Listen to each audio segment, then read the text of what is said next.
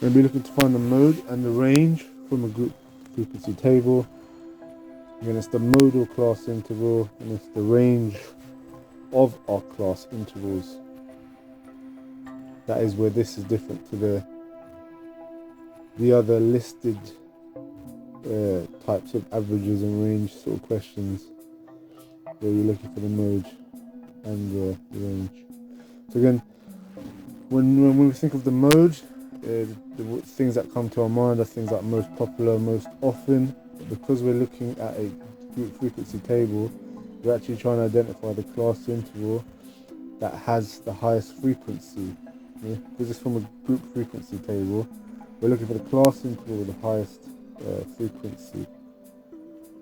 And if we look at the class intervals, we can see that the second one has the highest frequency. So the modal class interval is going to be 10 to 20 kilograms. That is the group that has the most information. That is the modal class interval. To work out the range, well, the definition for range is going to be the difference between the biggest and the smallest. That doesn't change.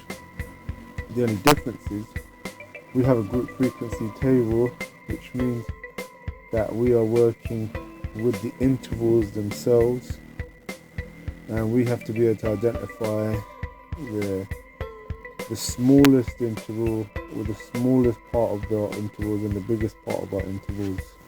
So the difference between the biggest and the smallest values in the class intervals is what we're looking at when we're dealing with finding the range from a group frequency table. So I'm going to write down the definition for range, which is biggest take away smallest. It is just the difference between the biggest and the smallest. The biggest value in our intervals is 200. The smallest is 0. That means the range is going to be 200 kilograms.